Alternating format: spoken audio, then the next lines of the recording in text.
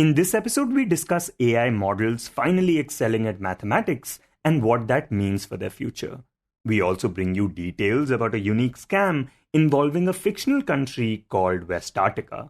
But we begin today by talking about Vice-President Jagdeep Dhankhar's surprise resignation. Hi, I'm Shashank Bhargava, and you're listening to Three Things, the Indian Express news show. Earlier this week on Monday night, the first day of the Monsoon Session, Jagdeep Dhankhar, the chairman of the upper house, abruptly resigned from the post of vice president, citing health reasons. The move came as a surprise to almost everyone, as there had been no indication about this earlier in the day, during which he attended multiple meetings. In fact, it wasn't until 9:15 p.m. that the news broke on Twitter. It was shock to many. It was shocking surprise to many. That's the Indian Express's deputy editor, Mathew. It was a shock to even BJP MPs and BJP treasury benches, the ministers and all. But, some people say it has been in the making.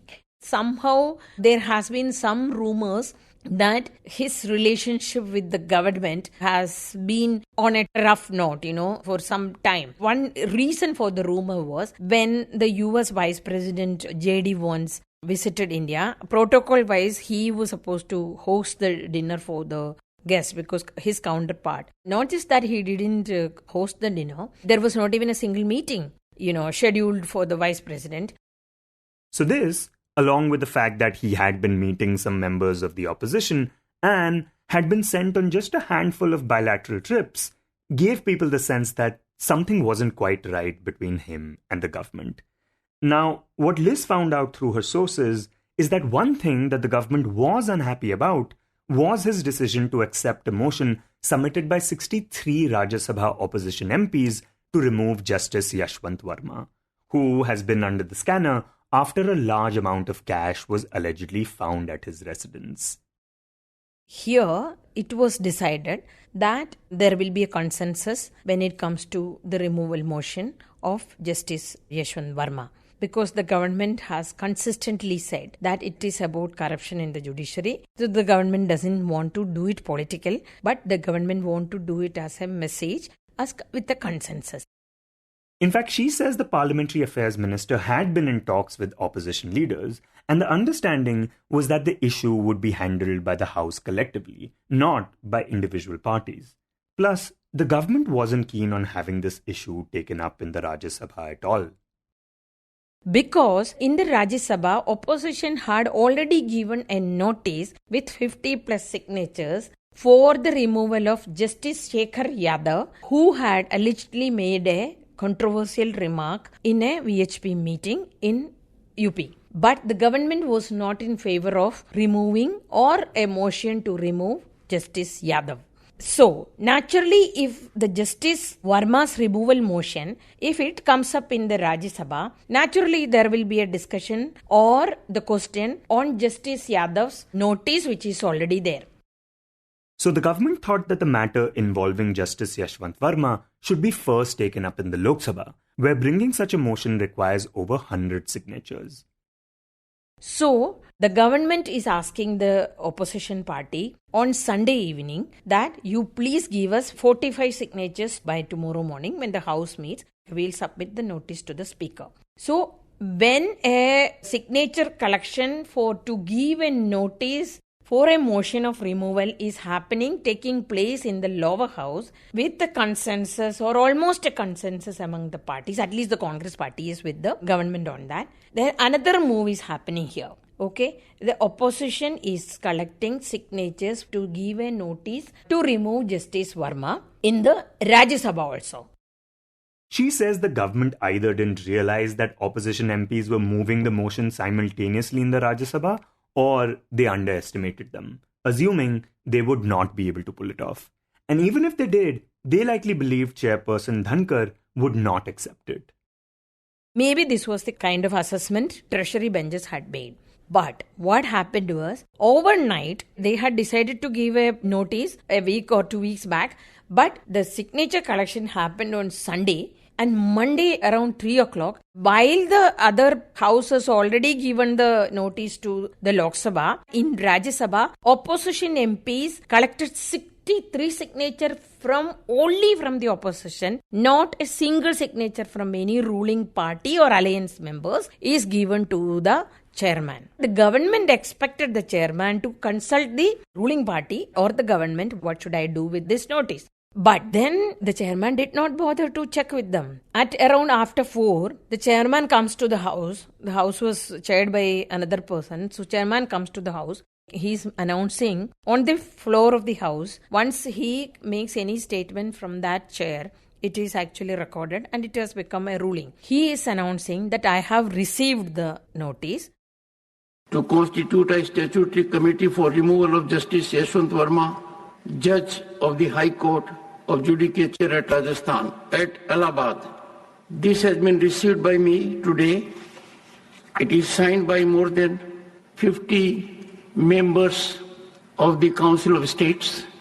And the government got a shock when he read out this statement in the House, and it has become binding on the government to consult the chairman of the Rajya Sabha also for the constitution of the statutory committee, which should have been only by the Lok Sabha. This was, of course, a big embarrassment for the government, and especially a government which is actually, they are little more controlling than other previous governments. Liz points out that what raises suspicion is that even if he had not been aware of the signature collection himself, he could clearly see that the motion didn't have a single signature from the ruling party or its allies. So he knew that the government is not kept in the loop for it. So he, as the chairman of the Rajya Sabha, he was supposed to or expected to consult the government, which he did not do. So obviously, he did not want the government to be in the loop for this. We do not know why did he do that. There were many rumors about it, where there were many kind of stories about it. But the fact remains that he did not consult the government before accepting it, and he made an observation. He mentioned it on the floor of the House.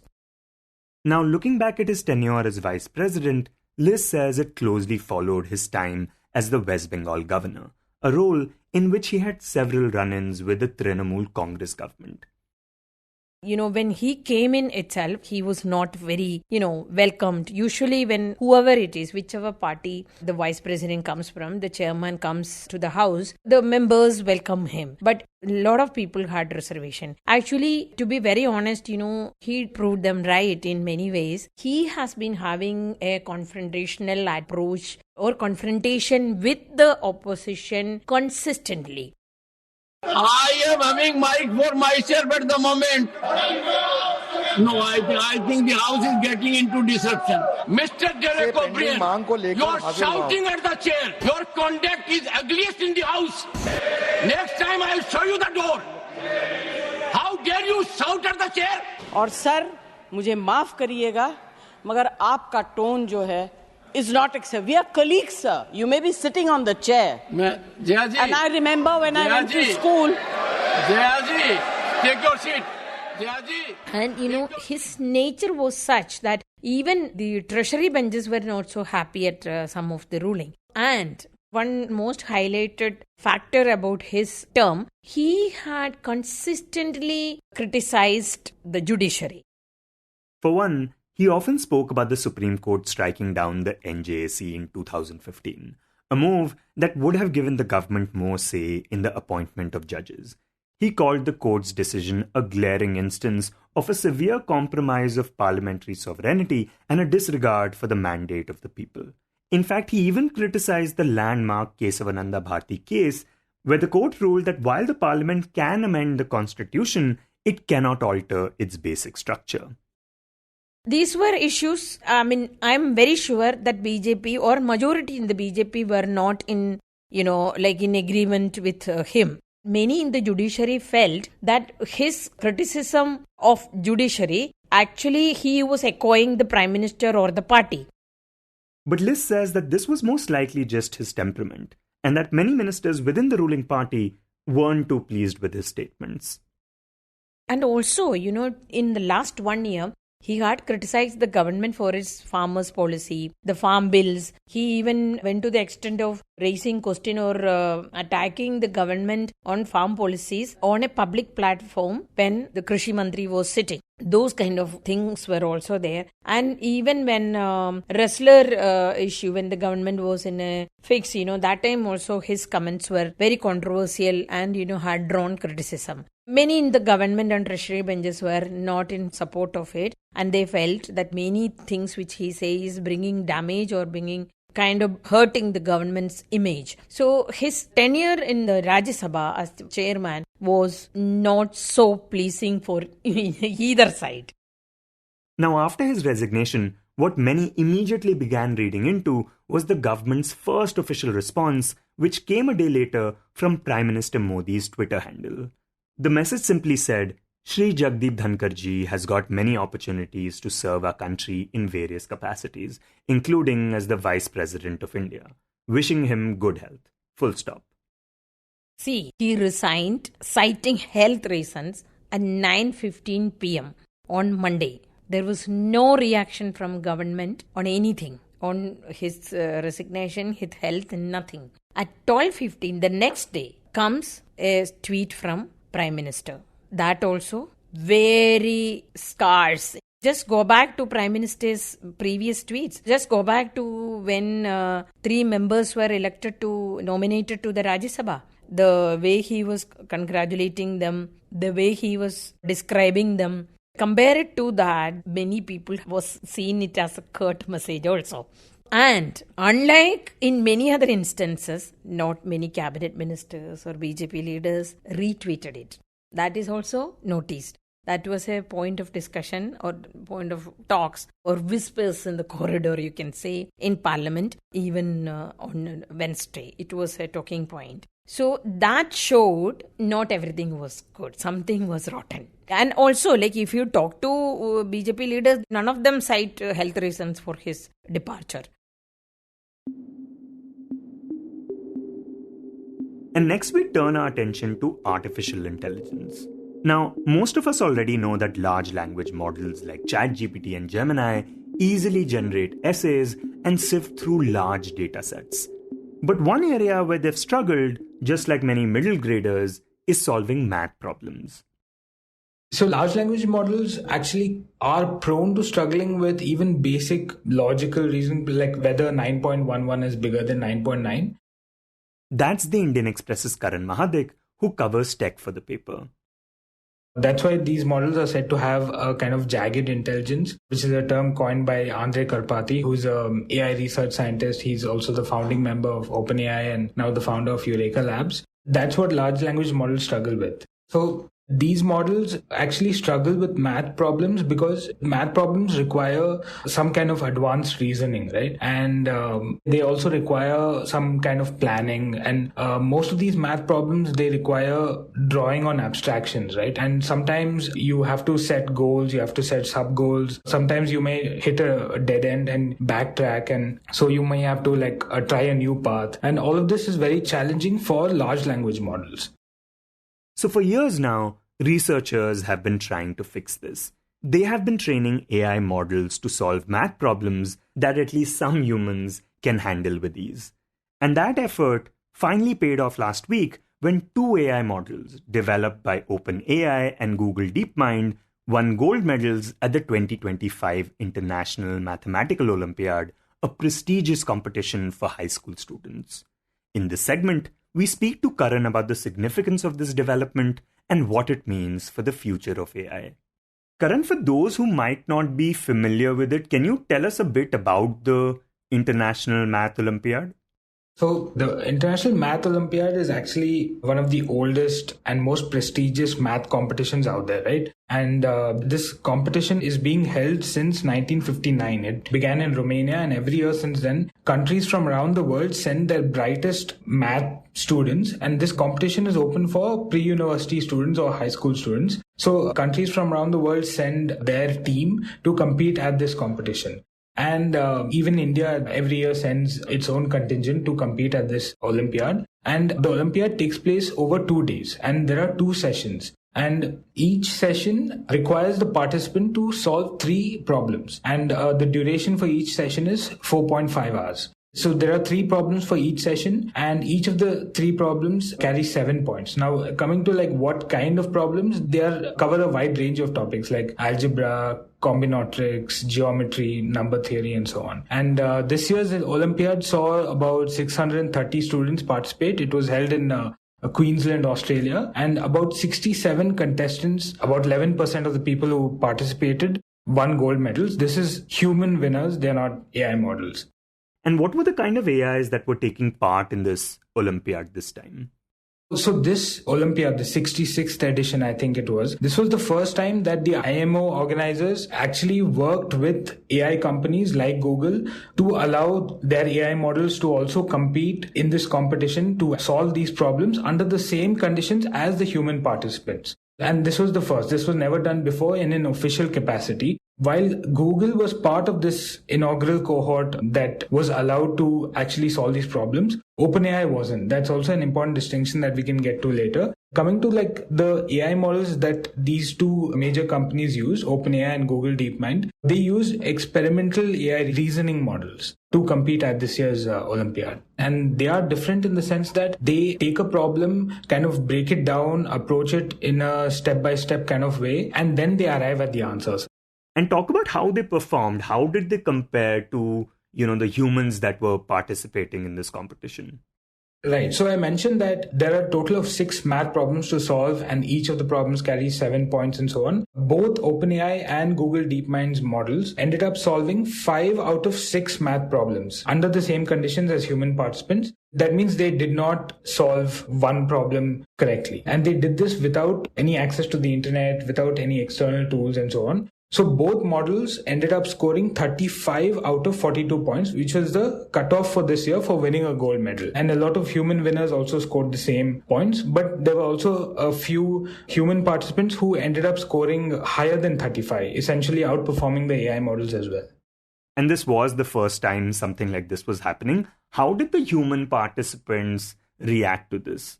Well, I think after both OpenAI and Google announced their results and said, our AI models also performed well enough to win gold medals at this year's Olympiad. After that, I think mathematicians on social media came out and they were kind of cautiously optimistic, right? And I also mentioned that India sends its own contingent. So this year also we ended up winning 3 gold medals. And I spoke to some of the gold medalists that participated in this year's Olympiad. And they said that they were both surprised and impressive at how these AI systems are able to solve these Olympiad level problems. But they also expressed kind of skepticism about how they are able to arrive at these solutions.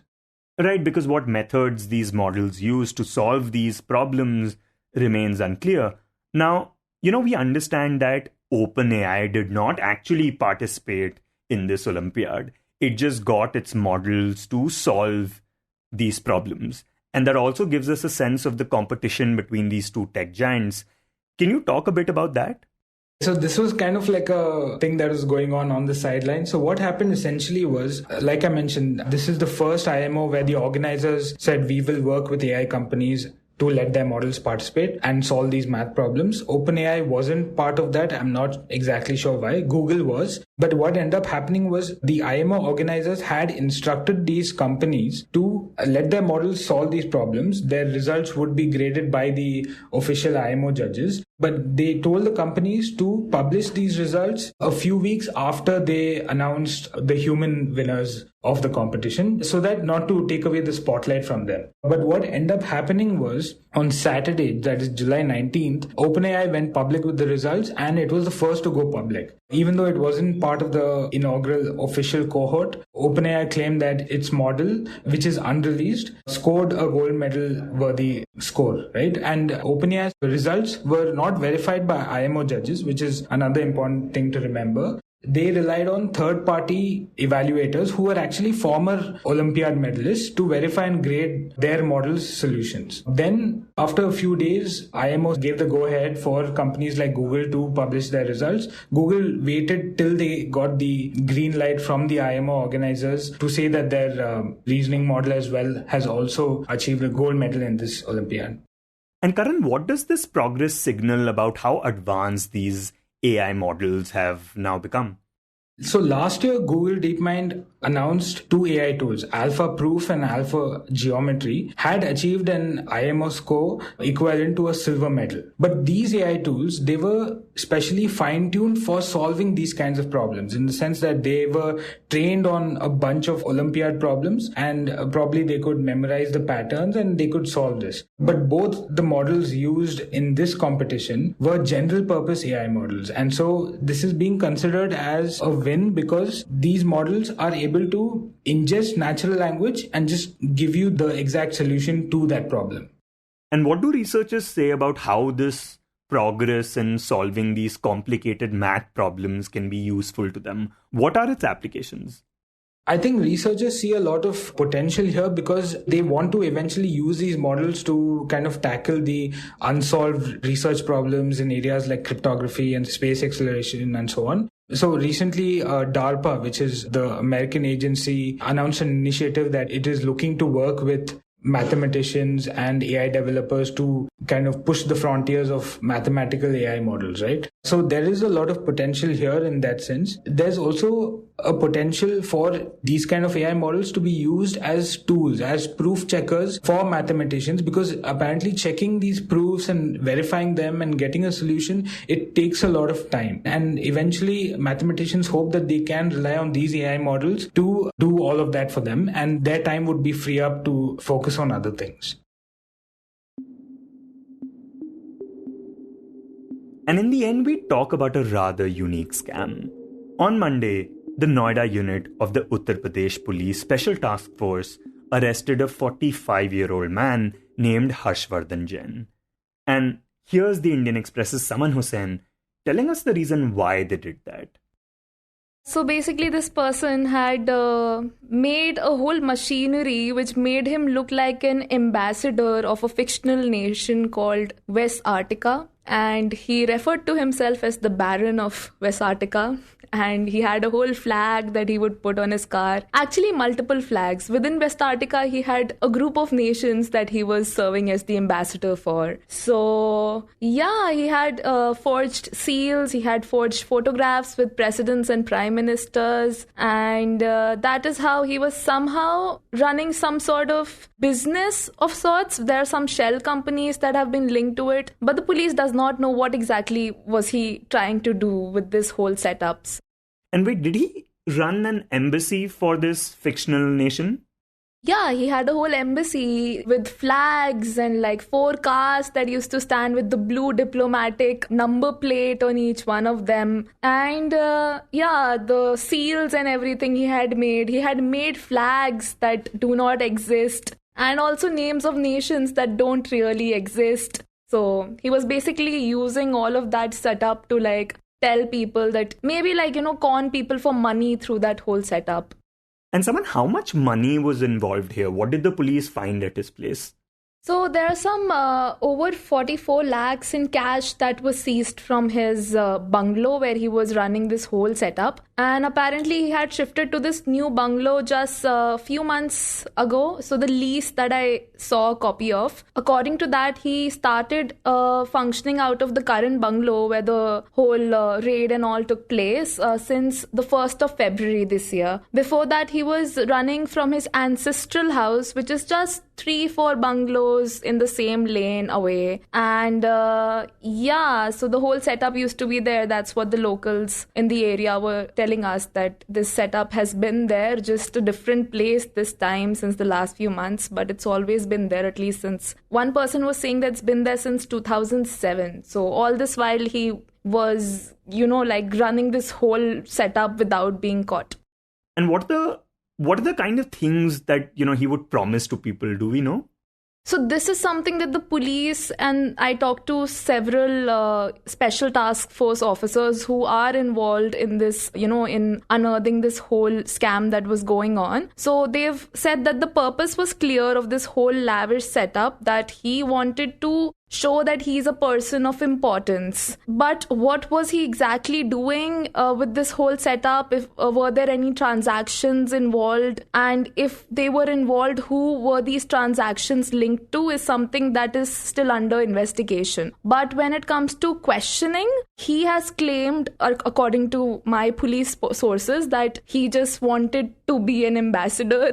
So that is why he set up this whole thing. And he just wanted to feel important. That's what he's been claiming, that I've not done anything wrong, in his words. I've just forged a few documents and passports and press IDs and PAN cards and a bunch of other things, but I've not done anything wrong using all of this setup. You were listening to 3 Things by the Indian Express. Today's show was edited and mixed by Suresh Pawar and produced by Icha Sharma and me, Shashank Bhargava. If you like the show, then do subscribe to us wherever you get your podcasts. You can also recommend the show to someone you think will like it, share it with a friend or someone in your family. It's the best way for people to get to know about us. You can also tweet us at Express Audio and write to us at podcast@indianexpress.com.